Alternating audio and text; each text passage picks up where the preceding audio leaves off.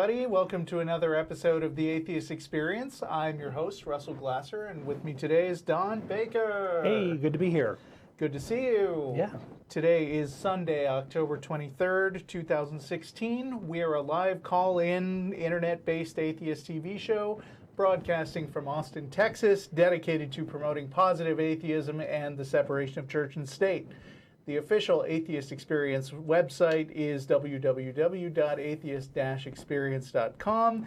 You can also provide feedback by commenting on the official show blog at freethoughtblogs.com/AXP. You can email us at tv@atheist-community.org, or you can join the Atheist Experience official discussion group on Facebook. If you enjoy this show, please check out our related podcast, The Non-Profits, which is currently airing on the first and third Wednesdays of every month. You can find links at the Atheist Experience website, and the next Non-Profits will be recorded on November 2nd. As always, the cast and crew of the Atheist Experience will be going to dinner after the show at Star of India at 2900 West Anderson Lane. We'll be arriving around 6:15 p.m. or so. For the first time in a long time, I don't have to announce any special ACA events. The Bat Cruise is behind us. There's no inconvenient extra lectures coming up, although I really enjoyed... Okay. Were you at Ed Braden's lecture last week? I was, yeah. Fun fellow. Yeah. Had lunch with him, too. He's a good personality. Yeah. How are you doing today? I'm doing all right. Enjoying this wonderful weather. Did a bike ride today. Oh, great. Yeah, it's nice and cool, and we forget what that's like sometimes in Austin. I turned off the blast furnace. Yeah. Now, because it's late fall, and it happens to be a year that is evenly divisible by 4, to our American listeners, we are coming to the end of a very long, grueling election season. Yeah, holy moly. And it's a little frustrating for me because I'm a very political person. I minored in political science. And the atheist community of Austin, of course, is a 501c3, which means we absolutely do not ever endorse candidates. And we try actually to go above and beyond what is minimally required of us to stay on board with the law as a essentially non-political organization. And so I have this big soapbox, but I try to avoid using it to specifically endorse any particular candidate, and I'm not going to, but I do want to say a few words about American politics in general today. And so first, I want to read specific IRS guidelines that talk about what a nonprofit may and may not do. Real short, don't worry. Okay. You can educate the public about political issues and encourage voters to vote, and I intend to. In fact, I would say that on the Atheist Experience, we educate the public about political issues all the time, because whether people think about it this way or not, atheism is, in many ways, a political issue, particularly in the United States, even more so in some of the more oppressive countries where the whole definition of politics is how they suppress contrary points of view. From a scientific standpoint, atheism can often be a very boring question. You know, the question is there evidence scientifically to point to an all-knowing creator of the universe? And the answer for us is a resounding no. But that's not the extent of how I think of atheism. I think of atheism as sort of a non-mainstream position to take. That runs contrary to a lot of mainstream opinion in many countries and a lot of mainstream opinion that is foisted on people. So I do think that atheism is inherently a position that people need to be educated about. Second rule for nonprofits is that you may engage in a limited amount of lobbying, which is defined as advocating for or against specific pieces of legislation. I don't have any specific legislation in mind. The third and very relevant one is that you may not engage in partisan political activity. You can do nothing that advocates for or against specific candidates for public office or their political parties, and this includes fundraising on behalf of candidates, which we certainly don't do, and donating meeting spaces, among other things. But churches do that all the time. Yeah, they do, and they're technically generally not allowed to either. Yeah, right. But a lot of people manage to turn a blind eye to that, which we're against. And it's difficult to say what atheists do or should generally hold as their own political points of view, because I know lots of people from all over the spectrum. I know a lot of fine people who agree with me and a lot of terrible people who don't. No, just kidding. I think people are entitled to their opinions, and I think atheists really span the spectrum when it comes to, for instance, economic issues. But I think, I've talked to a lot of non-believers for years and years, and there are a general set of issues that I think atheists agree on more than not. One of them is that separation of church and state is very important. Yea, verily. So important that it's actually in the atheist community of Austin's mission statement. We believe that as the Treaty of Tripoli said, we are in the United States of America is in no sense founded on the Christian religion. It shouldn't be. That wall of separation of church and state that is codified in the First Amendment allows people freedom of religion, as well as, for atheists, freedom from religion. We as atheists believe that lots of people have all kinds of wild and crazy beliefs about supernatural things that can't be demonstrated through evidence, but I also think that it's important that they be allowed to hold those beliefs unmolested, as long as they're not leveraging them in obvious ways that hurt people. Another... Yes, private delusions are fine. Another thing, and I'm sorry about this microphone, which won't stop rustling. Here we go.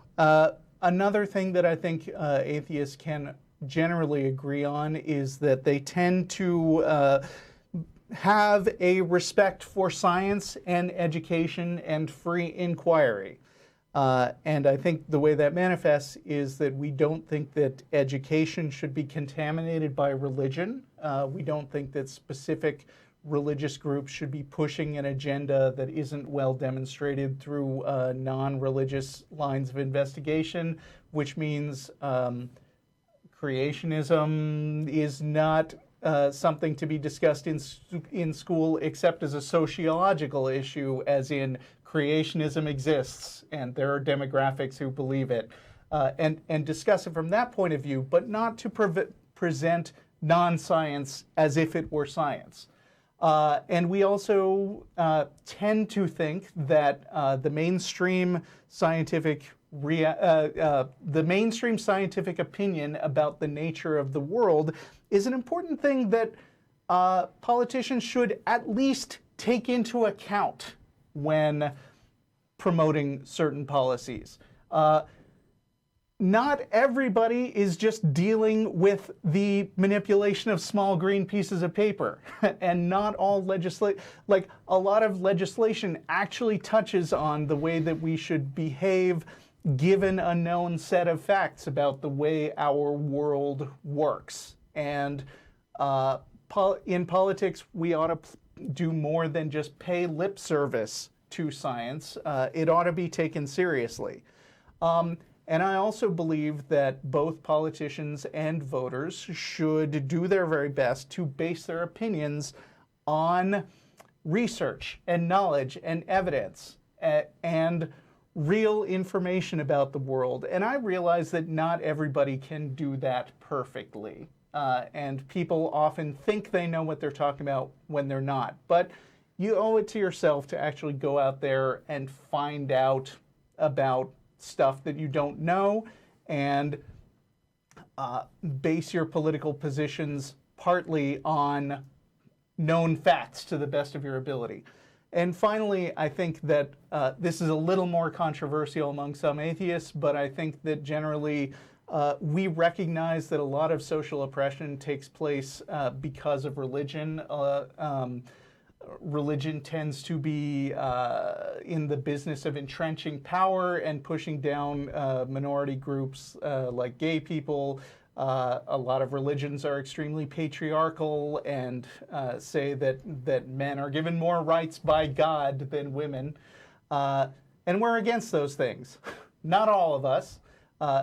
I think most of the people, I think everyone on the Atheist Experience agrees that basically equality is an important issue on many dimensions. So And human rights, right? yeah, exactly. So all I want to say is, without endorsing any specific candidate, I like to think that our audience of the atheist community of Austin, the people who watch the show live, the people who listen to us later on podcast or watch us on YouTube, you guys are really smart. There are some exceptions, but by and large, I think that our audience is more educated and informed than the average voter, and your political voice does matter in your particular state, and I hope that you will all go and research all the positions of the people you're voting for. It's work, but read about the stuff that's going to be on the ballot in your state. And I really, really hope that everybody hearing the sound of my voice who is eligible to vote in the United States will do that on November 8th. And that's really all I want to say about that. Sounds good. Sounds good. Get out there and vote. Vote early, vote often. Something like Well, yes. Legally, though. that. Legally, right. Don't commit voter fraud. Well, I had something today. I'll try to make it short.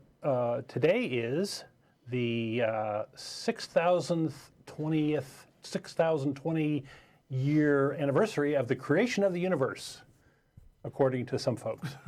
So today is about the failure of time. I have a little poem for you. Mary had a little lamb, little lamb, little lamb. Mary had a little lamb whose fleece was white as snow. And everywhere that Mary went, Mary went, Mary went. Everywhere that Mary went, the lamb was sure to go. He followed her one day to school one day, to school one day, to school one day. He followed her to school one day, which was against the rules. It made the children laugh and play, laugh and play, laugh and play. It made the children laugh and play to see the lamb at school. Okay. That was random. That was random. Question, what year and day did Mary take the lamb to school? One day. One day.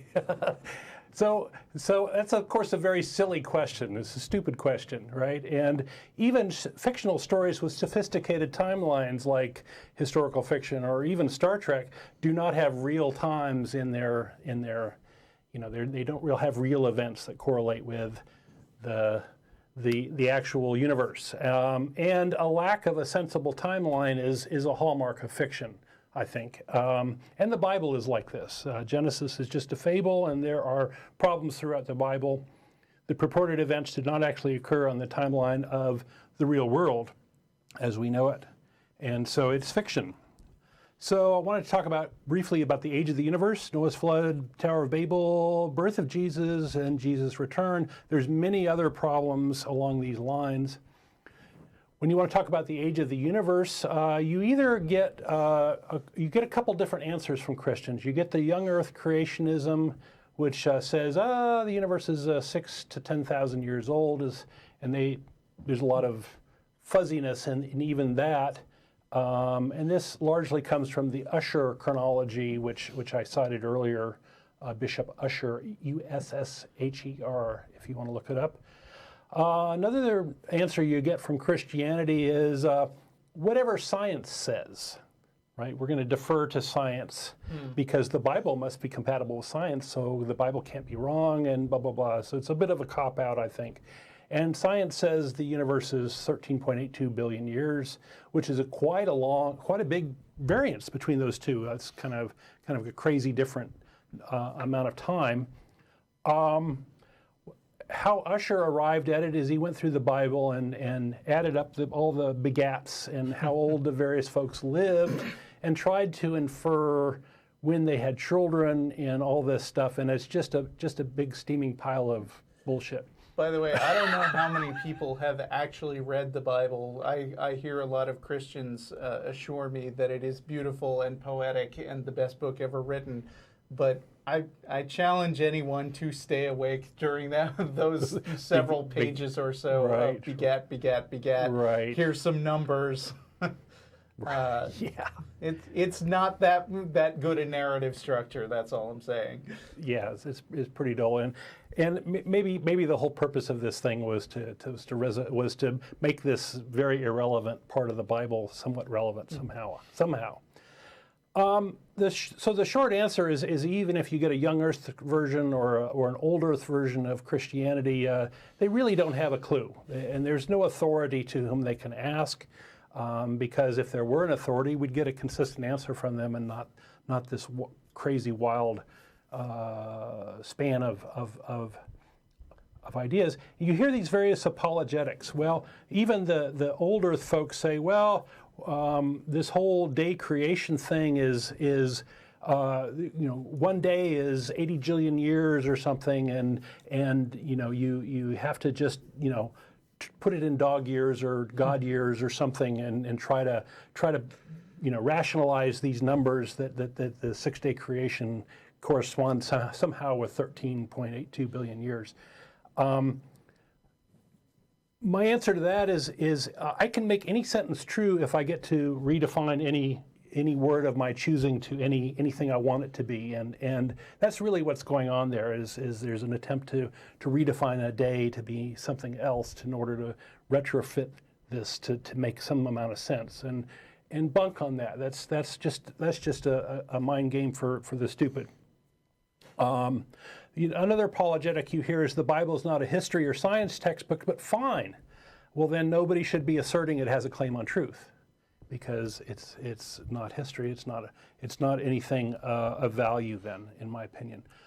So let's talk about the flood. Answers in Genesis, instead of throwing out this Ussher chronology, they went with it. They doubled down. And Answers in Genesis says, using the Bible and well-documented historical facts and some math, we find that the flood began approximately 4,359 years ago in the year 2348 BC.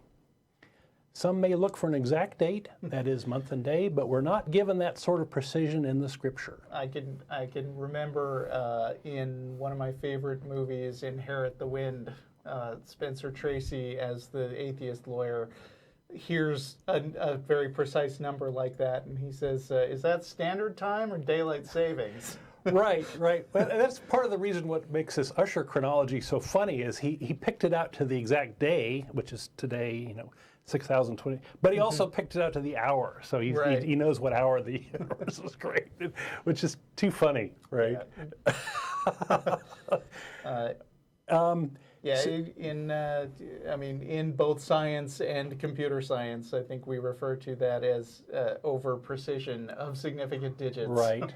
Trying to weed way too much into this. And yeah, it's just suspicious in so many different levels. Well, as far as the flood goes, of course, we know we have tree ring evidence that goes back 14,000 years at least. So there was no flood during that time that killed everything. So forget that whole idea. The Tower of Babel, according to Archbishop Ussher and quoted in Answers in Genesis, the date would have been near 2242 BC. And of course, we know that languages are much older. That's supposedly where all the different languages came from. Confusion sown by God. It's pretty silly Justo story trying to answer where language came from. On the birth of Jesus, there's actually a little problem with the birth of Jesus, because the death of Herod the Great occurred in 4 BC, and Jesus was supposedly born before that because Herod was supposedly out to get him. Booga, booga, booga. But the Gospel of Matthew, the Gospel of Luke Jesus was born in a period that Quirinius was governor of Syria, which was roughly 10 years after Herod's death. So it had to be before this time and after this time, after a later time. So there's a problem no matter how you slice it. There's no consistent timeline that can be given here, and so any date you would pick, it would be a guess, and no matter what date you pick, it would violate one or the other of those known facts. So you've got a problem here, as far as the Bible. On the second coming, we have in Matthew, Mark, and Luke, verily, this is Jesus saying, verily I say unto you, this generation shall not pass till all these things be fulfilled. So he's talking about his return and all the gnashing of teeth and good stuff that Christians are really anxious for have happen. And of course, generation is another one of those terms that ends up being, abused and redefined to suit the needs of the speaker. In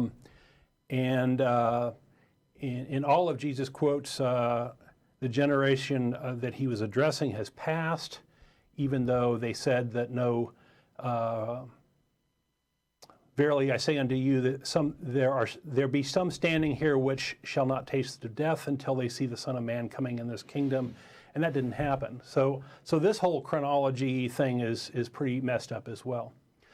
So in conclusion, either the Bible is fictional and we shouldn't trust it as any sort of authority, or the Bible is factual and we should be readily able to put it in a timeline that matches the real world events and evidence we already have. But Christianity can't establish that sort of timeline, and they just use lame rationalizations to try to manipulate people who can't think for themselves in order to try to buttress this horrible mess. And no matter how you slice it, the Bible comes across as a fairy tale believed by the gullible. So it's either fiction or it's fiction. And that's the failure of Christianity. And let's go on to callers, I guess. All right. We're going to start off with Zane in Atlanta, Georgia. Hello, Zane. You're our first caller. How are you? Hello. And speaking of listening, I recognize your voice. You are Russell. Who is sitting next to you? I'm Don. Okay. Hi, Don. I have a question. I don't know if you're looking in the notes or not, but even if you find my ideas to be absurd, I hope we could still respectfully say goodbye. Well, okay. Bye. No, just kidding. No. We don't have it. We don't have any detailed notes. So why don't you tell us what's on your mind? I mean, even if we do have notes, the audience doesn't. So you should tell them. Okay. Basically, I've been watching the show for a while, and for a moment, it was actually strengthening my faith. But then I actually, because I was just thinking, like, well, if you could deny God, you could deny anything. But then I kind of calmed down. True. I was going to say, then I kind of calmed down, and then I was like, well, okay, well, maybe they have a point, and let me try to see it their way. Mm-hmm. And then I had started to think that underneath the mindset of an atheist and you using all that you know from science and rejecting what science hasn't proven yet, then by what logic would suicide and death be sad, and for what reason should you discourage it? I don't know that science says anything directly about suicide and death. The best evidence that we have is that when you die, that's the end of it. It's lights out, and there is no soul or afterlife, right? I think science says the opposite. Wait, I think you may be overthinking the question. I mean, I like being alive, and I would not like to miss out on the experience of being alive. And I also like a lot of the people in my life, and if they die, I'm never going to see them again, which would be sad. I don't see how that's a complicated point to understand. Because I think science says the opposite. What do you mean? Actually, Didn't? How does? Okay, go ahead. Let me finish. Yeah. I think science says the opposite with the whole law of conservation of mass, that it won't be the end. Your mass will still go on and your energy still go on. You'll have a different vessel, but you will still be in existence. Your body heat, the chemical reactions, and all that good stuff. So if I have a book, and it's a book I really like, I've read it over and over again, and let's say for the sake of argument, we're not living in the digital age where everything is infinitely copied, and this is the only copy of this book left in existence. If I burn this book, the matter and energy that was in the book will still be there, but it still doesn't give me the experience of reading the story. So that's not a lot of consolation. But you wouldn't lose any experience, you just get a different experience. No, stop trying to come up with a clever argument and try to understand what I'm saying on a personal level. Does that make sense to you that I would miss the book once I can't read it anymore? Come on, you can say it. You don't have to like weasel around the answer here. Just relate to me on a human level for a minute. I'm not sure. What? I'm not sure, because there will always read? be an infinite other things I do. Okay, I mean, do you have any books you really love? Besides the Bible. I mean, you know, we won't go with the obvious one.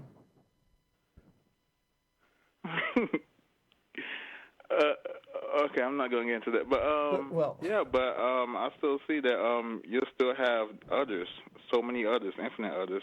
Okay. Of things to go ahead and enjoy. But if you have a particular thing that you like and it's taken away from you, don't you feel sad? Not for long. Oh, well, I don't relate to you very well then.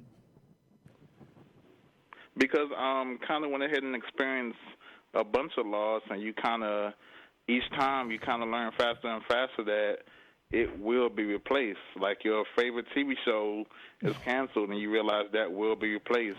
Or your friend died, so what's going to make this book come back? Friend. What's going to make this hypothetical book come back if it's burnt up?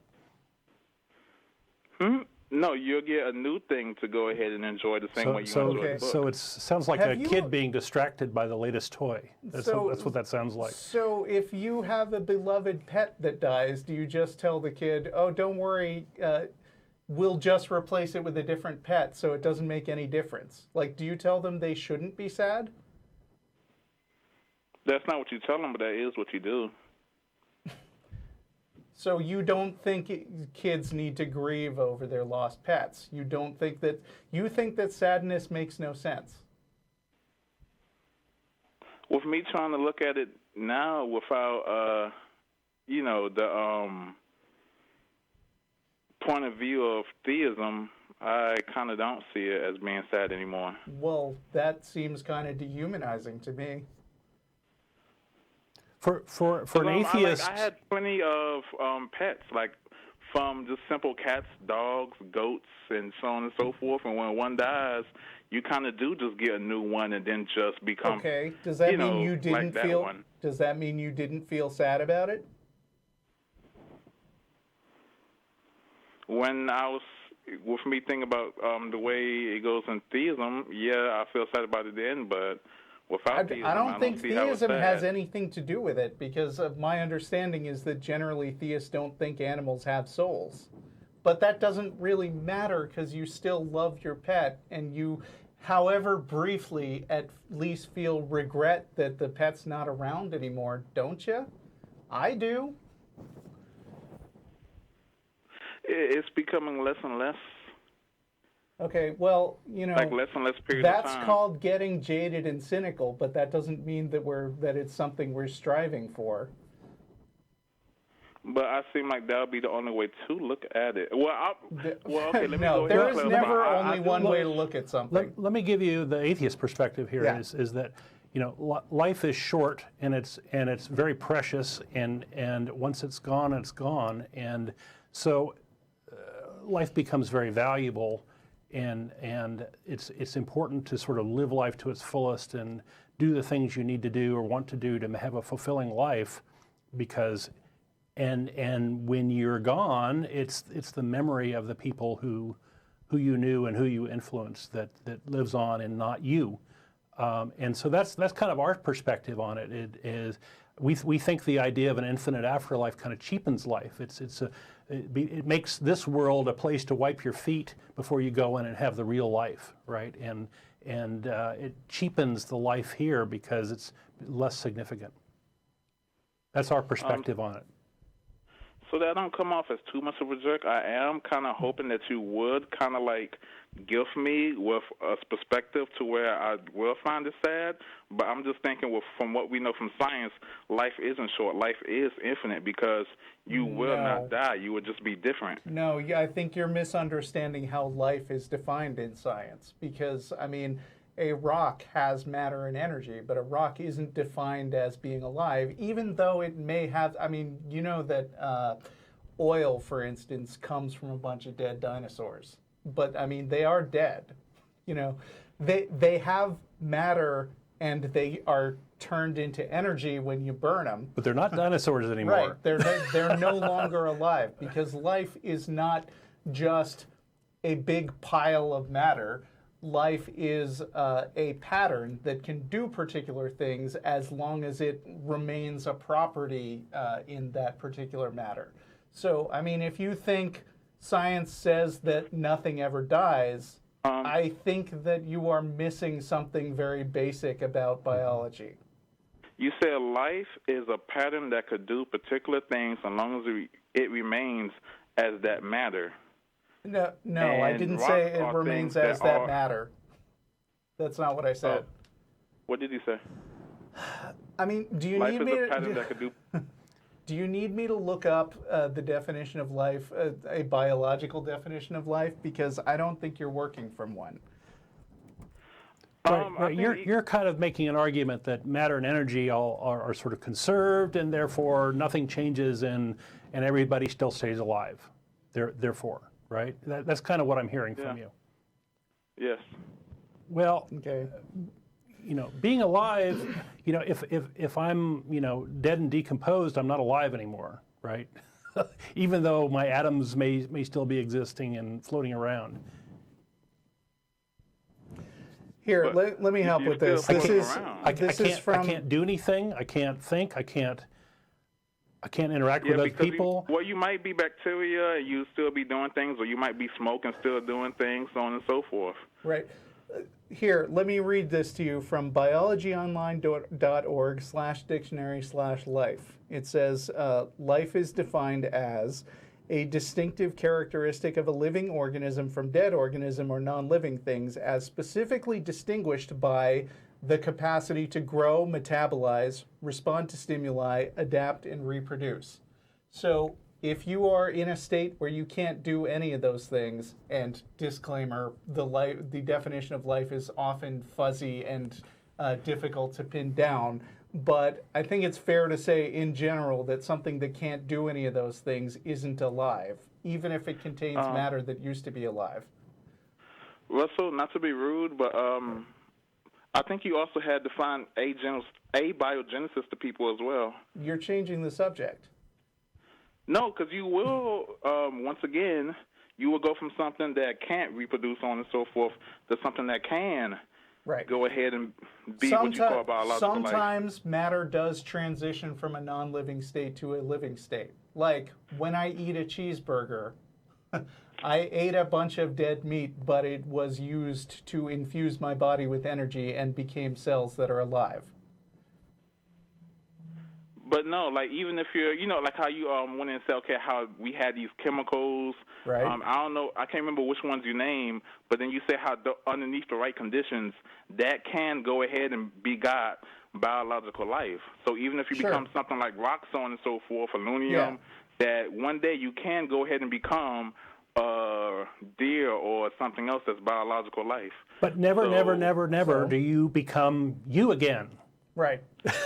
Never. But I think Yeah, and now we're Because just you're dead. we're wandering a little bit off the strict scientific definition of life and discussing the philosophical question, of which millions of pages have been written throughout history about what makes people have self-identity. And I mean, this is way too much to cover in a short call, but I mean, there's a lot more going on than this specific stuff about matter and energy. The question of what makes you you is something super complicated that philosophers have been dealing with for a long time. I just think if you say that when non-life becomes life, that's just only a philosophical view of life.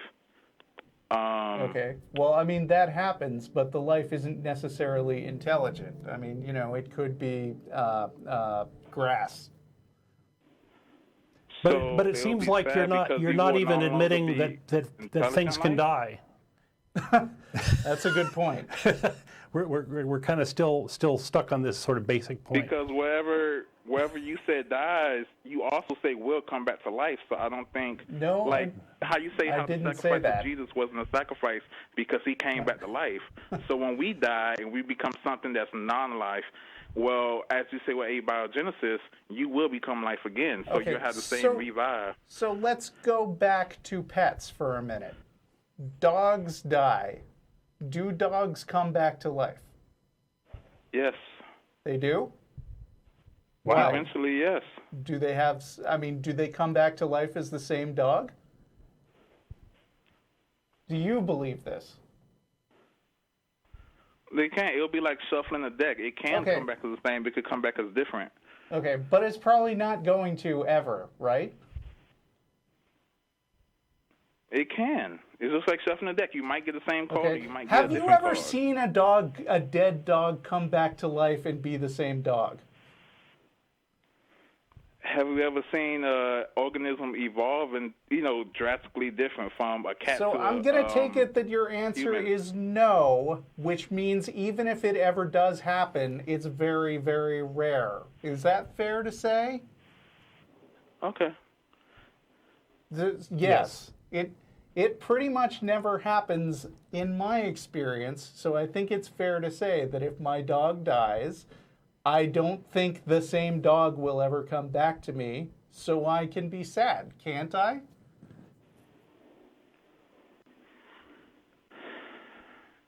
Simply because of the fact that you don't get to experience the same as that dog? Yeah. Hmm. I mean, atheists do love things,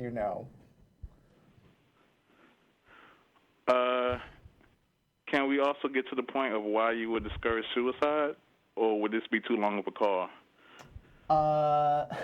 It would be a long call, and I do feel like we shouldn't take too much more time, but I think we can talk over this point for a little while.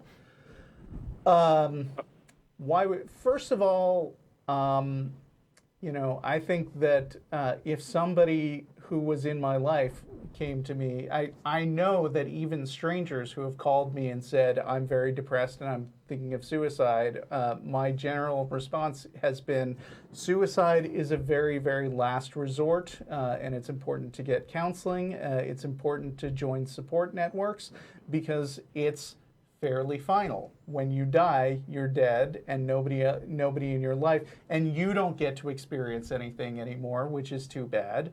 And people in your life don't get to experience you anymore, which is sad for them. But also, I think that people who have considered all their options and come to the end of their life and consider suicide or assisted suicide as the best option in their case should be allowed to do it. And even at a more basic level, like I said, life is precious, and you're throwing away something very precious. Mm-hmm. Very simple. What about for a person like me in my mind state, where I don't think it will be a death, it will just be like an opportunity to rise from we think your mental state is broken then. Yeah, I think you're mistaken, and I hope you don't kill yourself. Ditto. Okay, I still think in the end I should still kind of see it as the same way, because I don't see how life does stop, because even when it becomes non-biological, it does become biological eventually. Yeah, but being biological and being a particular individual are different things. And I don't see the reason why you should just demand that it stay that one collection. I can recommend some cool books to you about the philosophy of self if you want, but I don't know if you're interested or not. That's the reason why I called the show, because I wanted a different perspective. Well, there's a book that I read as a teenager. I love recommending this one. It's called The Mind's Eye, and that's the letter I, not E-Y-E. And it is a collection of essays that was collected by Douglas Hofstadter and Daniel Dennett, who's a well-known atheist philosopher. And it's just a bunch of short stories and musings about what it means to be an individual. And a lot of the stories are silly and entertaining, and I really enjoyed it and have reread it several times, so I recommend that. But, too much to go over in one call. Okay, well, I hope you saw my point, and I hope I could gain your perspective. Okay. It was nice talking to y'all. Thank you, Zane. You were appreciate your call. Very nice, and thanks for talking to us. Goodbye. All right. Let's see. Daniel in Riverside, California. Yeah. Hi, Russell. How you doing? Hey, Daniel. I'm a long-time viewer of the show. Big fan. I'm a little nervous, so just bear with me here. We're just people. Yeah, I got into a debate the other day with a believer. It was on epistemology. And we're sorry. Yeah, I think how I can word this, but his claim was that since there's a bunch of presuppositions to science that we can't really know for sure if science is the truth, which I agreed with him, but he was pretty much equating that religious claims that relies on faith is equal to science claims, which he thinks is also relied on faith as well. And I responded. I guess I'll get your guys' opinion on how you would take on that kind of argument. Well, I have sort of two ways to approach it. I'll just hit one, and maybe Russell will pick up the other one. Okay. Science gives us a lot of stuff. It gives us a lot of technology. It enables things like roofs over our head and air conditioning and all these things. And to a very large extent, technology is the fruit of science. It is the thing that science gives us. And if you want to throw that all away and say, well, this faith is, if it's all on faith, then this stuff that we have has no value or whatever, is false or something, right? Is unsubstantiated, right? And so I would wager with this person, live a year without any technology whatsoever, and I'll live a lifetime without religion, and let's see who lives. That's a good point. Yeah. So that's one way. Go ahead. Yeah. Sorry. He was pretty much like, he was saying that, like, how would we know if our brain is faulty and we're coming to conclusions on these scientific, claims. Science is a process, and it accounts for things like the fact that we are fallible and we have limited senses and these sorts of things, and we can build up processes that guard against those sorts of problems. Like peer review is a good example of that. That it's not just one person making a claim about the universe. It's a bunch of people have to sort of make sure that the claim makes sense. And and nearly everything in science can be replicated by other people, and it's valid science to do that replication, or to do it and decide, hey, this original finding was wrong. And that happens all the time. And we grow and learn. And despite our fallible nature, we have a process that gives us a very good understanding of the universe and how it works. Right. I think like a key difference is that basically faith encourages people to look inward. So when you're asking yourself, there's a thing, there's a thing that I think I know, but how can I be sure it's true? Well, if I really, really, really, really, really, really believe it, then it's definitely true, because that's what faith means, pretty much, right? Right. From our perspective, a faith is a good way to be wrong, right? It's believing things without proper evidence. It's a good way to be very satisfied with being wrong. Yes, and not inhibiting yourself from getting to the right answer. Right.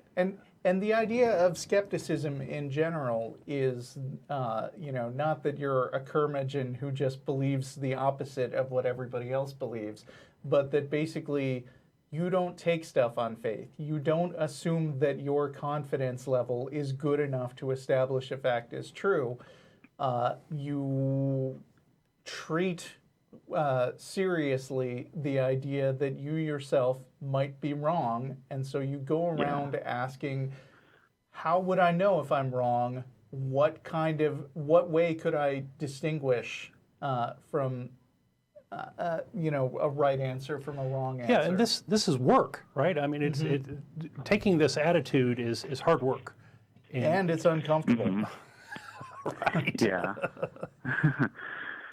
Whereas in faith, you can be very comfortable and you can be smug and be a know-it-all and be done and not have to waste any effort on this stuff. And a lot of people who do think that science and faith are the same thing have this mistaken attitude about science because they're projecting what they're familiar with onto it. So they think, oh, well, you just worship Einstein or Carl Sagan or whoever. Yeah, as if we have to worship something, right? Right.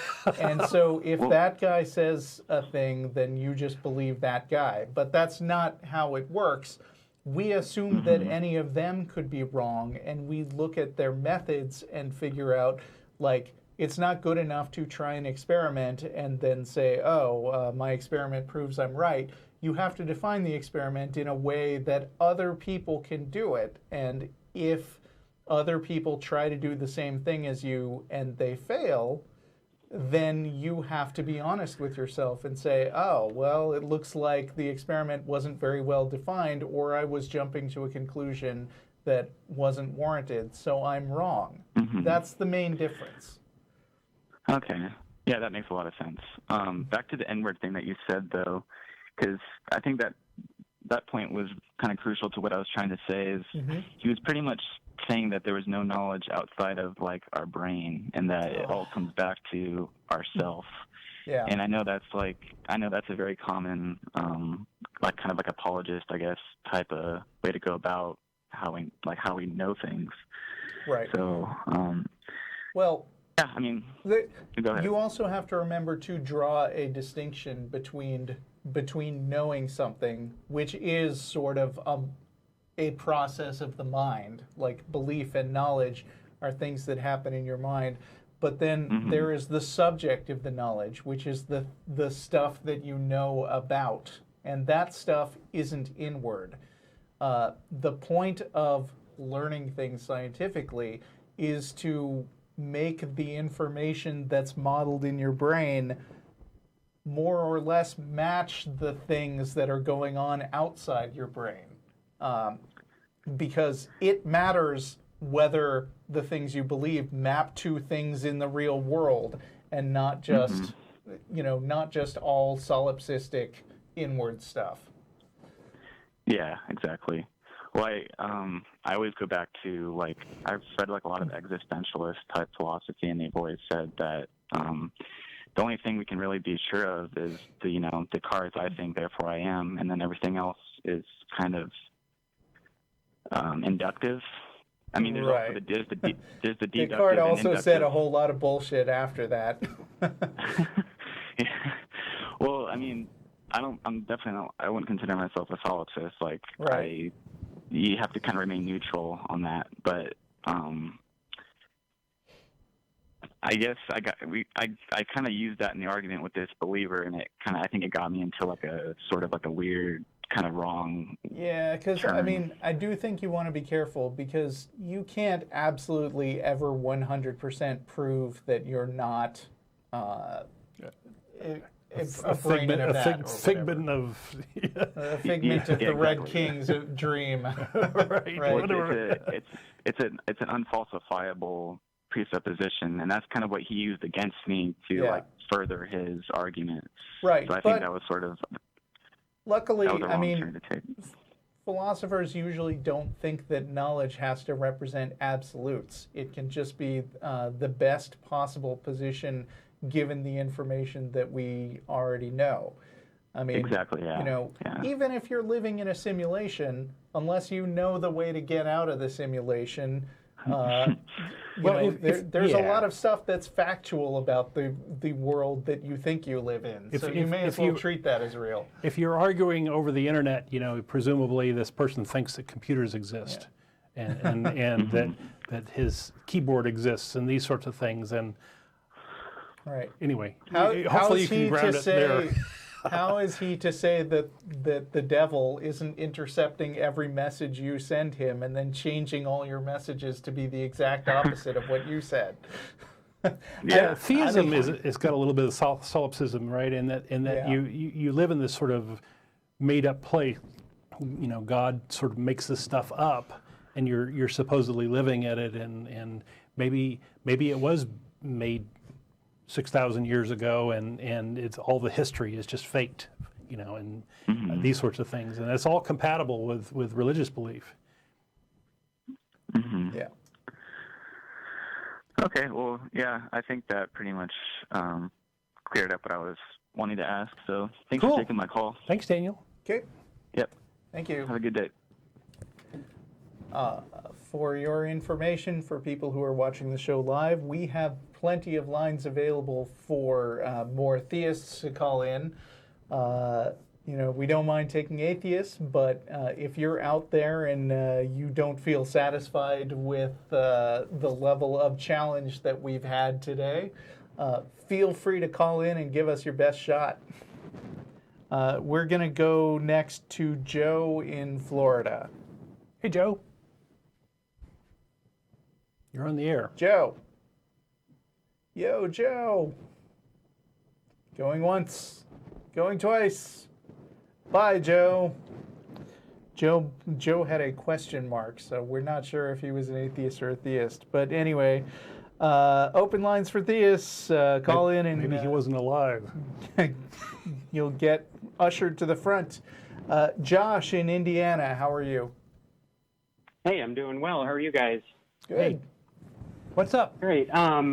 Well, first off, first-time caller, long-time watcher. I went to Catholic school until 8th grade. Now I'm happy to say that I'm a fellow atheist and so much better off in so many ways.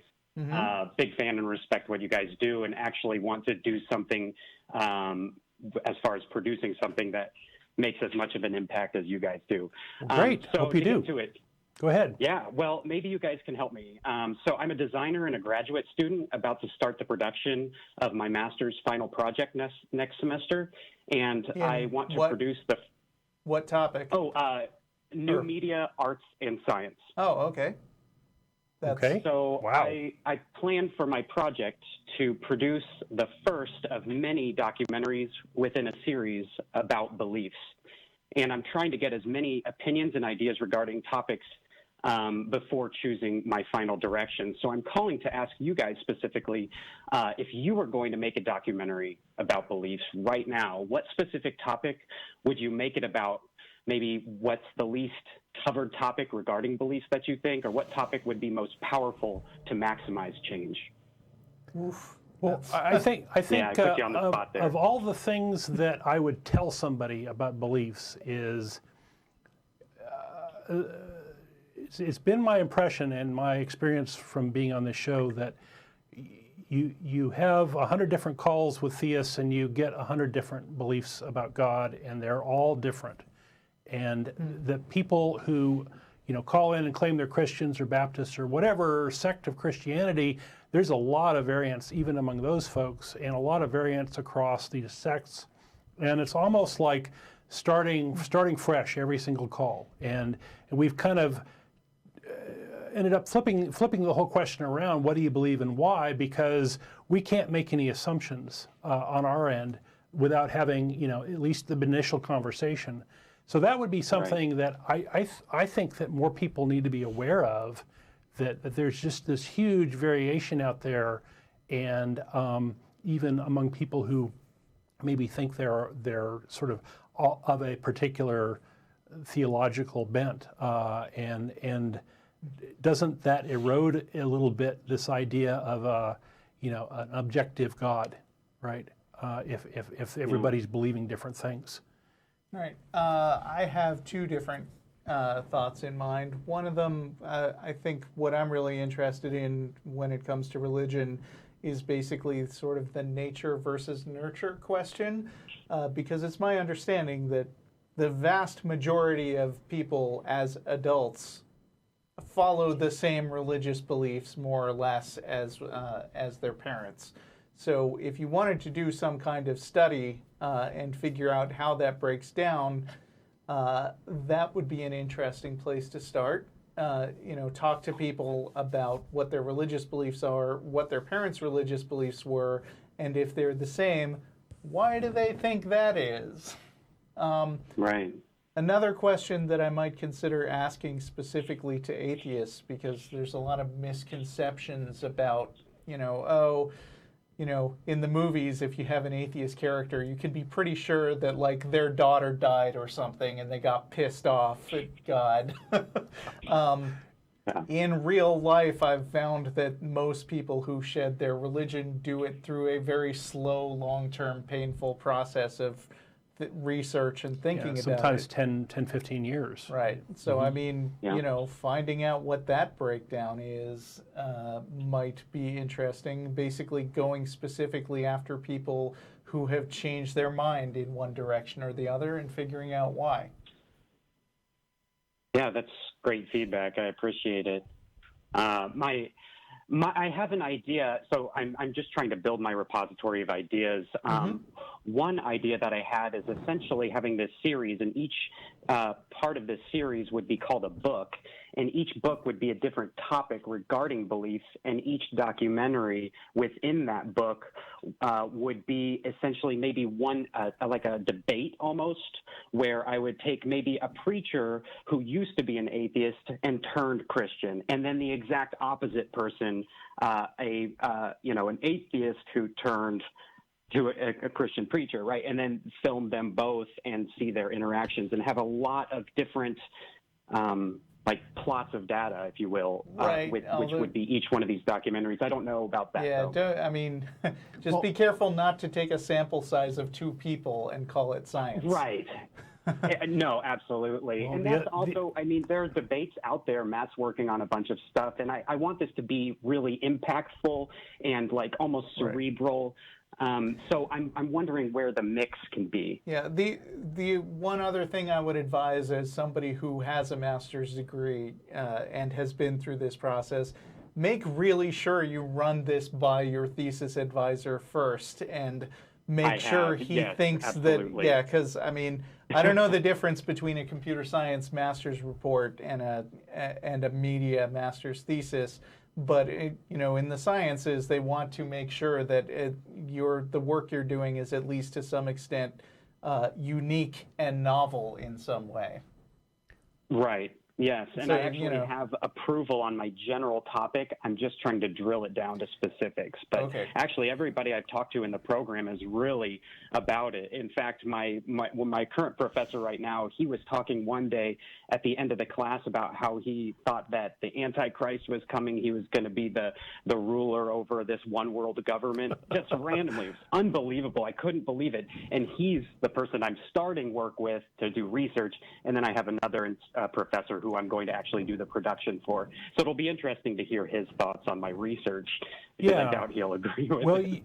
Well, religion is a very, very, very big topic. And that's part of the Yeah. reason I'm interested in it is religious beliefs pervade all sorts of things and have a big influence in our culture and these sorts of things. And I think one of the dangers with academic work is sometimes you can bite off way more than you can chew. And Absolutely. so you might want to make sure you just focus things down and to something that you can stick with throughout your master's, and then you can do more of that afterwards, and do a show or podcast or documentaries or whatever it is that you're good at, and just use that as a starting point. Think of it as a long-term process, and you're going to do the first few steps as your master's thesis. That's exactly my thoughts. Exactly what I want to do. I want to kind of set the stage for and kind of prove my concept for this venture. Sure. And there's a lot of fertile ground there, so I don't think you're going to have any trouble finding some good stuff to do. Yeah, I agree. And I also think it's really important that if I'm going to be using my talents for something, creating original work, that it do something to try to make a positive impact on the world. And that's kind of what I'm going for. And I can see that you guys are doing the exact same. Yeah. There was a pair of guys who came in on a grant from Germany. Oh, that's right. And they did a documentary, and they used a fair amount of footage from us. The show is called Mission Control Texas, and I recommend watching it. Yes. You can see it online. It's about an hour long, but they touch on different beliefs and how that's sort of playing out in the United States. I think from the German perspective, it's kind of the Wild West out here because everybody believes different things, and there's all these different churches and such, and that I think was an interesting treatment of belief in the sense that they sort of portrayed it as it is, and didn't comment on it one way or the other. It just kind of unfolded, and different people had different perspectives and things, and I think it made a very good documentary. So they let the interviews or the footage that they shot speak for itself. Yeah. So I wish you a lot of luck with your thesis. I think we're going to move on. Yeah. Thank you, Josh. Thanks Absolutely. for calling. Thank you very much. I appreciate what you guys do. Take care. Good luck to you. Bye. Let's see. What is this? Joe in Laredo, Texas? Hello, this is Joe. Hi, Joe. Yes, I'm sorry I missed you the first time. My computer phone was on mute. Oh, that happens. Oh, okay. Got it. It must be frustrating, but I'm glad you got on. What do you got for us me today? too. Well, one thing to say, I'm proud of you guys doing a good job disputing religion. I'm on your side. I don't buy religion at all. But I'm not completely atheist. I do believe there's an afterlife. So we'll go from here. But you want to know what my interest is there? I think if we confirm that God did not create the universe, any being and such, that's a good blow to religion that we could win and prove the Bible wrong. Does that sound interesting? Would you like to hear what I got? I'm sorry, I'm not sure I'm following. Yeah, I couldn't really tell what the question was. Maybe I spoke too fast. I'm with the atheists. You got that part, didn't you? Uh-huh. Okay. And that you believe in the afterlife. Yeah. And I also believe if we can disprove that the universe was created by any being, disprove it, that no God or being created the universe, then we can prove the Bible, that part being wrong in the Bible, a fallacy. And I have a way I'd like you to hear, you might be interesting, a way to prove a way maybe. Would you like to Yeah, sure. We're up for why the universe cannot have been created. Okay, but let me tell you my conception on the universe, because we understand. But my point of view, I believe there's not one part of the universe, there's two portions. I don't want to go in that direction, just briefly give you the description of my understanding. It's two parts. One's a finite portion, that's just the mass, that Big Bang, and I think it's cycling. So are you going to want feedback while you read this, or or do you just want us to bask in the glory of this explanation? No, when you want to give an argument for something, generally you don't start from belief. I believe something, right? Yeah, so that's where you lost me. Yeah, the usual question on this show is, what do you believe and why? So let's pause the things that you say you believe and ask what led you to this conclusion. Okay, thank you for elaborating me. I believe that, well, here you go again. I found a way of thinking, see, I asked the question, is this universe everlasting? Has it been forever? If that's, always was and always been, if we can find, which I believe I do have, I say I believe, and I'm going to get your opinion, a way of, that might essentially say the universe has been here forever, and if so, no God created. Now, here's why. I went at it and said, well, okay, I'm going to ask you the question. Is it been here forever and will be here forever? Always was, yes or no? I sense that it must have an answer. Either it's yes or it's no. So I looked at it and I found my concession that it's impossible for the universe to be non-existent forever. The one we are here, because I can prove it here today. You see? How did you come to that conclusion? Wait, I think the line is actually bad because I'm only getting some of what you're saying. Did you just say that the universe must have existed forever or can't have existed forever? I say that it's impossible for the universe to be non-existent forever. Non-existent, meaning not existing forever. Okay. Because it exists now? And this is a part of forever that it can't not exist? How do you That's feel true. about Lawrence Krauss's theory that time just began when the universe was created, so there is no meaningful information to be gotten out of the concept of before the universe? Well, I don't know about the time part, but I can see proof that it's here today. That means that makes that as an answer, it's non-existent forever impossible because it's here today. So it's Okay, we'll false. grant that. What else you got? It's false. So therefore, the contrary must be true that it's everlasting and it's always been here forever because that's a contrary condition. It's either one way or the other. No, it's not. So No. There's a logical flaw there. No, I think the scientific background of the origin of the universe is way more complicated than you're getting. But isn't that the answer to the question? I'm asking a direct question for does it exist forever or not? So it doesn't exist forever and it exists forever are two different things, and there's a third thing, which is it exists sometimes. Yeah. Well, sometimes it's eternal. It's everlasting because, see, it's two portions. It's the Big Bang is one portion, but it's a finite portion. The other portion is infinity. And I think space curvature is the gray between two opposite contrary conditions of finite boundaries and infinity, so that's space curvature. So we got infinity, that remains forever, but the Big Bang portion of it goes through brand new variations of creations, I want to say. That part reforms new worlds and planets throughout time. So I think it's everlasting forever. And it's proven because it's by answering the question, is it here forever? Has it been forever? That's the whole thing. And it's yes, no. And well, I know it's false. It's no. Because I'm getting a very Deepak Chopra sense out of this caller. I mean, they're stringing together a bunch of words that sound vaguely scientific to people who don't understand the topic, but they don't come together as something coherent. And it seems like you're subtracting infinities and trying to arrive at a conclusion from that. I'm not even convinced you have a handle on the math, let alone the science. Well, it's just logic. It's like flipping a coin. If you know heads is on top, tails is on bottom automatically. So if you know the non-existent, the never never be here, never could be here. We did explain that there's more than one situation, or more than two situations here, right?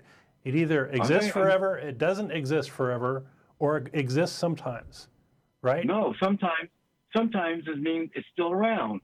If it's sometimes, it's got to either be existent or non-existent, meaning forever or non-existent. Yeah. It can't be only two. This is going nowhere. Bye. Thanks for your call, Joe. Yep.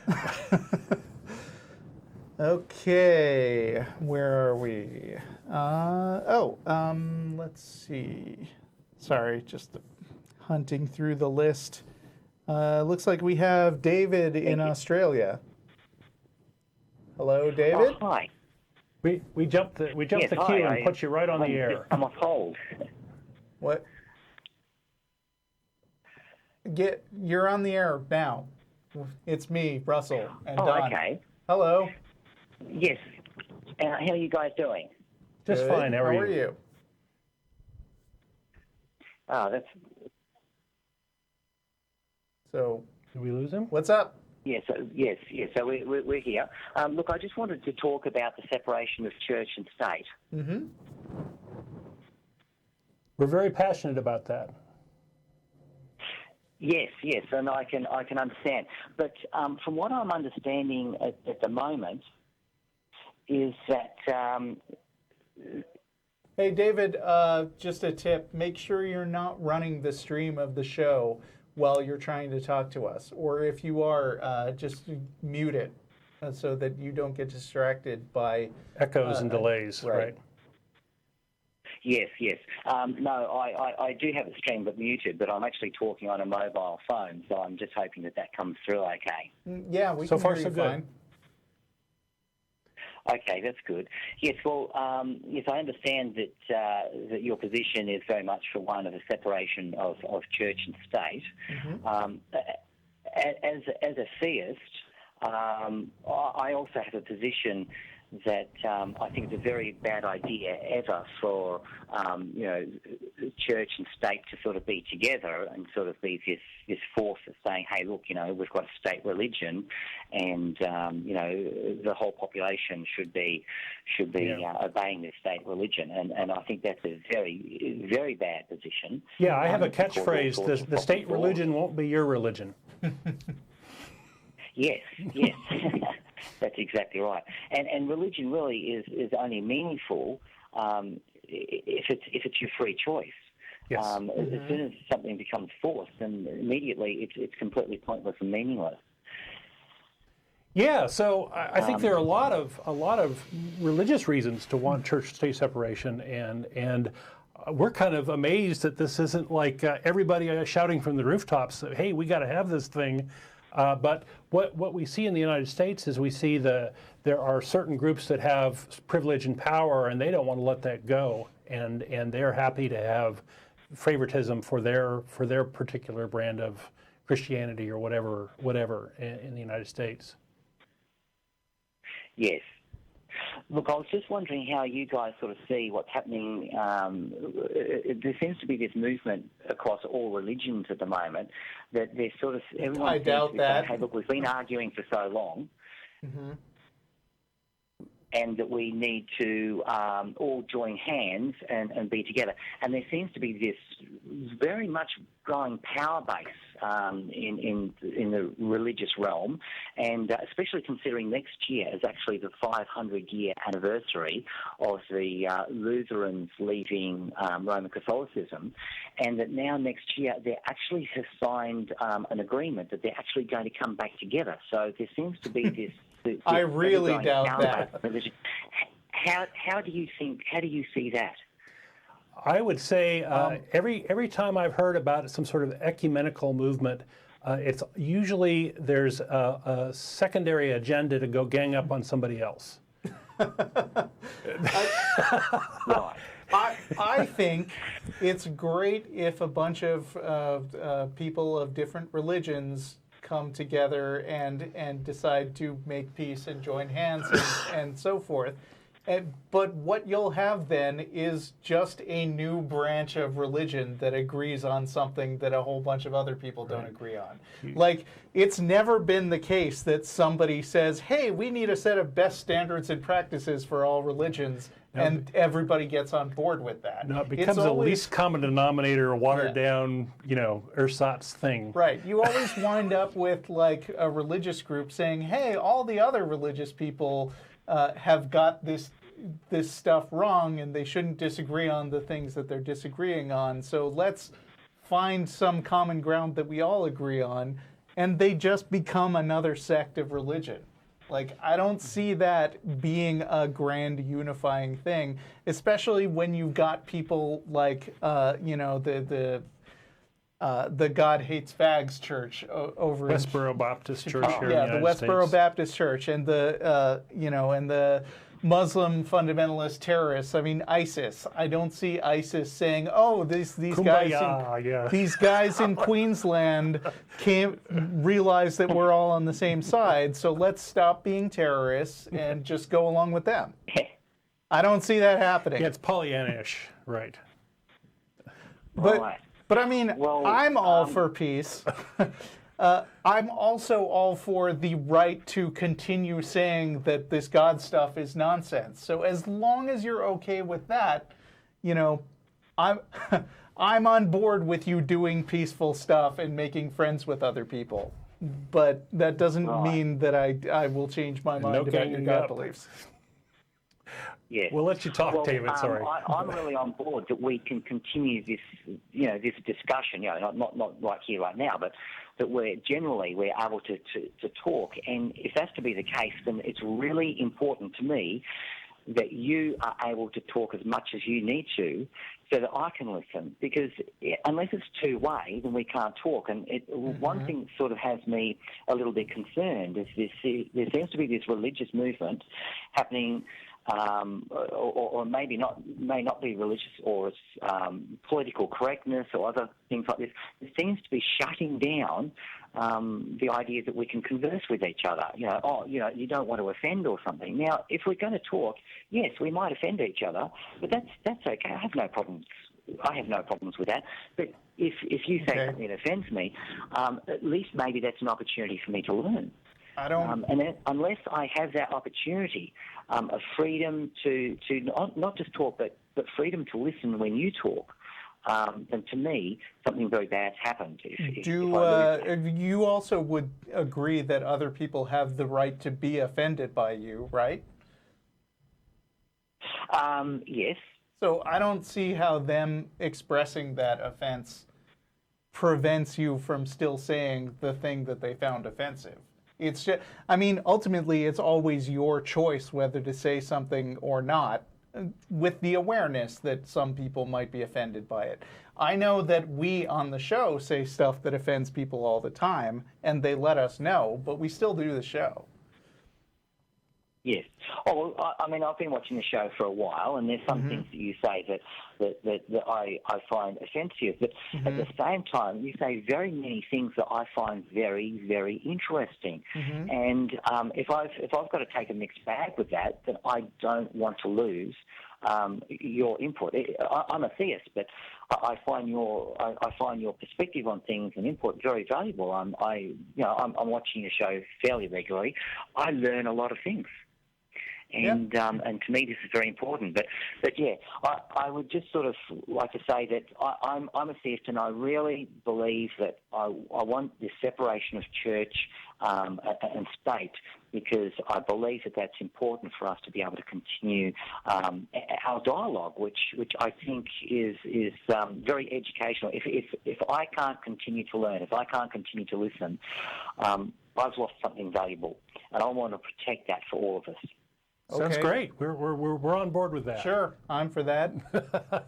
And this idea of keeping the communication channels open is a good thing, and that's a big part of our show here is our interaction with our callers. And there aren't very many forums where you get these constructive dialogue between different sides, and that's something we value very much as part of this show, and that's why we've been doing it for almost 20 years or something now. It's quite a long time now.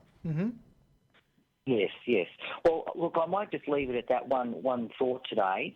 I'll ring up again, and I've got some other things I'd like to that'd be great, about David. and whatever else. But I just really wanted to say, look, I really value the communication, and I really value the separation of church and state, and thank you very much for it. Great. Okay. Well, thank you for calling. Okay. Well, I'll see you next time. All right. See you, David. Let's see. I want to get Lori, but I'm not sure if she's still being screened right now. All right, I'm trying it. And I hate Jews. Lori? Hi, hello. Hey, did I don't know, were you in the middle of talking to a screener? Oh, I don't know. Am I online or? Yeah, you're on the air right now. Sorry to put you on the spot. Yeah. Where are you calling from? Oh, no, it's fine. I'm calling from Orlando, Florida. Okay, well, how you doing? Good. That's where I had my honeymoon. Oh, in Disney World? Yeah, not the rest of gosh. Orlando. Sorry. Oh. All right. No, anyways, thanks for having your show. And I just basically wanted to say I loved how the other caller was saying, oh, I wish we could just take, if we got rid of religion, maybe we'd get, actually rid of some of these wars. But from my own experience as a child, I grew up Catholic. And I remember at 7 years old meeting a Jewish girl that didn't believe in Jesus. Christ, whatever. And then I was like thinking, I hate Jews. At 7 years old. Thank sad, God, isn't and it? I know, and thank God I'm being funny about that. I grew out of that by basically my work experience, because I worked in the computer field and worked with all these different religions, all these people with different religions. And my favorite class in college was world religions, because I'm thinking, this is crazy. Now, how can, so it actually woke me up. And like I said, it's just a shame what religion has done to our country, to everybody. It's just it can be people very are being divisive. grown up. Yes. Right, and like I said, and even with people that hate Christians and Jews, the problem is that at young ages, like 2, 3 years old, they're taught, I hate Jews, hate Christians, not, why we're having, this terrorism, whatever, this. First of all, we're bombing them, so of course they're mad at us, and then they're growing up at age 2 and 3 to hate Christians, Jews in the West, and America, whatever, yeah. Mm-hmm. Right, and plus the fact we're bombing them. That's so. Right. Right. I don't know what to do about it, and like I said, we've known for years that religions has been part of and it's so funny. I was raised Catholic, like the worst one. The worst. I don't know one. about the Yeah, I don't know. Whichever religion you had to grow up under that you don't like, it will seem to be the worst one to you. I wanted to be a nun when I was 7. No, my Oh, my grandma's goodness. sister. My grandma's sister was Sister Madeline. My grandma's brother was let those priest, hormones kick in for a Right, while. yeah, because first, a 7-year-old totally is in a position to know, well, I'm never going to want to have any sex. So. Yeah, you're missing out on all the fun. No, no, I don't know. It just it was. So yeah. No, anyways, that was my experience. But the funniest part about it is that my father is actually my adoptive father. He was Jewish and he was raised strict Jewish. But I think he hated it because we had the best Christmases. With the big tree and all that, and so and that's actually how I met the Jewish girl. Well, Christmas is more fun than Hanukkah, I have to admit. Yeah. Right. So, but it wasn't, I think my parents still go to church, whatever, and because whatever. Well, it's complicated. There's this whole community thing and traditions and these sorts of things that people, hang their lives on, and it's not all bad. It's not all good. We try to on our show here. We try to have conversations and dissuade people from bad beliefs or beliefs for bad reason. And if people come to different conclusions than us, that's okay. As long as they're thinking, that's all we can ask. I know, but again, the sad thing about it is it also starts with how they're teaching the children, Yeah, the whole indoctrination thing is kind of creepy and scary, and there's a lot of religions that do it. Yeah, that's. I guess it's getting less and less, but I'm not quite sure. I think a lot of churches these days are more like what they call non-denominational or something like that. And it's also true that a lot of people just don't believe as strongly as they used to. I think a lot of churches are becoming non-denominational or whatever because thanks to the internet, so many people are exposed to alternative points of view, and it's hard to pin down somebody in this little bubble of faith like it used to be. And I think churches are just scrambling to do what they can to keep up. Yeah, there's a bit of a backlash towards the hyper-conservative, crazy, we want to run your life sort of religion that has pervaded a lot of the right-wing in the United States. Mm-hmm. I think there's a backlash right now towards that, and people are sort of saying, well, maybe this religion thing isn't for me. Maybe I'm a nun, None. Maybe Right, you had the yeah. wrong spelling when you were a kid, you know? You should have been a nun instead of a nun. Oh gosh. But I'm bummed. Okay. Well, thank you so much for putting me on. I just wanted to share my childhood experience, I guess, and Yeah, well, it's not uncommon. We hear a lot of that, and you know, we've gotten calls from 60 and 70-year-olds saying that they've been an atheist for most of their lives, but they're still afraid of hell because of this indoctrination is still got their hooks in them, and it's kind of sad. yeah, yeah. No, I'm not afraid. Yeah. So okay. Well, thank you so much, and keep going. And Okay. thanks again for your YouTube. All right. All right. Thank you Thanks, for calling, Lori. Don't forget to vote. Bye. All right. Bye bye. Please vote. All right. Bye. I'm going to vote. Okay. Thank you. Okay. Bye bye. Bye. Okay, we're down to a few minutes. We got 5 callers on the line, and that means we're going to the lightning round. Lightning. Oh, is that how you're going to do it? Yeah. Or did you want to? No epistemology. No free will. None of these topics are allowed. Yeah, you get about 30 to 60 seconds after I pick you up, so don't beat around the bush. All right. Martin in Ecuador, how are you? You got something quick? Hey, how's it going? Yeah, I was just wondering if you guys know anything about Yuval Harari and how he's predicting how humans will be, you know, in the future with techno religions or silicon prophets. No, but I think century. I don't know anything about this guy, but I think as far as chaos theory goes, anybody who claims to accurately predict what's happening more than 10 years from now is blowing smoke yeah. in places you shouldn't have smoke. Right.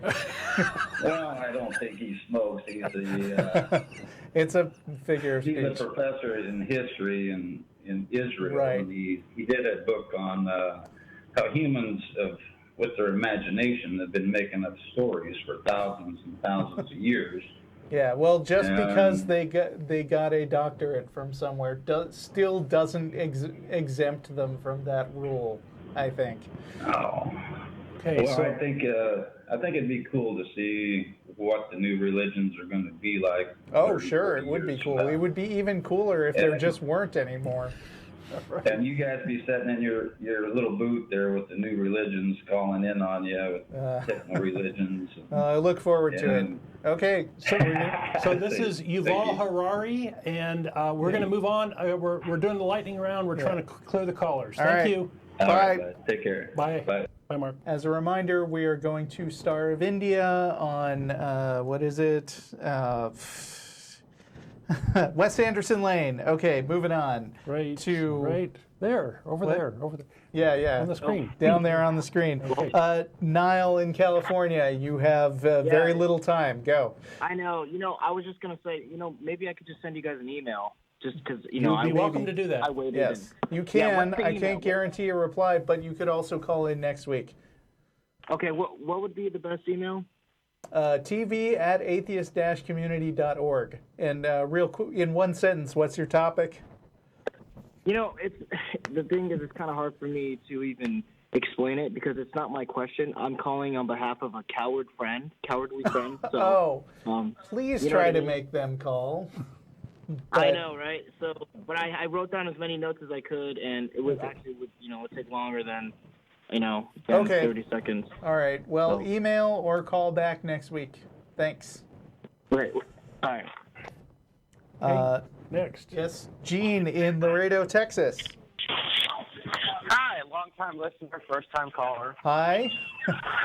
I'm Be actually quick. I'm a truck driver. Yep. Quick. I'm a truck driver. Been an atheist for a long time. Before I was a truck driver, I worked in the schools as a substitute teacher. I actually lost my job as a sub because I'm an atheist. Now that I'm out on the road, I'm trying to find a way that I can still be of use to the atheist community and can keep fighting, trying to help people. But I'm struggling with that. I'm a little bit lost. I was hoping to call in and talk to you guys for a little while. I know I don't have long now. I'll definitely call back in next week and then let you guys give me something I can do Well, while very, I'm out on the very road. other than briefly, listening to your you show. can get involved with online communities, even if you're on the road or running around. It's very easy to go to a city and find atheist communities there. Yeah, if you're a member of meetup.com, or if you're not, you should be. You should like plan out your trip in advance and maybe think about what groups you will potentially be able to visit on your way through, or even, try to, like, as a trucker, you probably have the luxury of being in a lot of different places, which means, you can plan some business around maybe being in a specific city when there's a convention going on or something. And it's a lot of fun. And if you're at home in Laredo, then you can start a group. It's not that hard. We got started. Our group got started by an ad in the paper. Move on. All right. Well, I'll definitely look into the meetup and try to see if I can pull something like that off. And maybe sometime in the coming weeks, I'll have some more time I can talk to you guys. Great. Sure. Thank you. All right. Appreciate it. Bye. We got one final caller, and it's Doug from Toledo, Ohio. Finish us off, Doug. Hi, guys. Thanks for taking my call. Talk fast, right? Yeah, we're out of time, so trying to give everybody a last shake. Try to get a quick question out. Okay, I'm an atheist who used to be a minister, so Josh should be interested in that. All right. But you started talking about the 6,020th anniversary of the world. Yeah. And I thought that caught my attention. Part of being a minister was studying until I couldn't believe the crap anymore. That's a pretty common path, actually. I'd point out, in the book of Genesis, there's a line that says, there used to be giants in the earth in those days. True that. And it says when the sons of God came down and all that. And it said, in days of old. Now, between in the beginning and that sentence, there was no mention of giants. So days of old must have been before Genesis. Right. The Bible's such a hodgepodge, it's easy to find stuff like that. There's going to be a lot of different interpretations of that. Yep, but that means the words in the beginning, the book is starting right off with a lie. You think the book is starting in medias res. But keep in mind, in the New Testament, everybody keeps telling me the important words are God gave his only begotten son. But in that line in Genesis, it said God's sons came down and had sex with women. So evidently, God didn't really need to rape a teenage Jewish girl. Right. He already had plenty of sons. Okay. Right. Well, thanks for your call, man. On that note, thanks for calling. Call back, please. We're heading for dinner. See you. If some people can vote early now, so don't forget to do that. Okay, vote early, vote often. See you next week.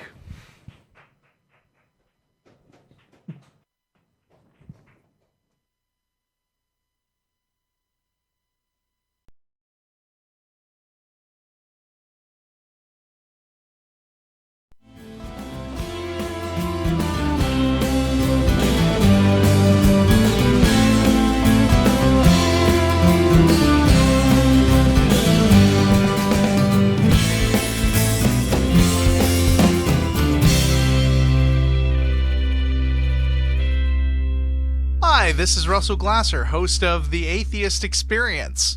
You know, The Atheist Experience is made possible by volunteers and the generous support of viewers like you. If the promotion of positive atheist culture and separation of church and state are values that you hold, please consider contributing by becoming an ACA member or visiting our product page at evolvefish.com under the Partner tab. Thank you.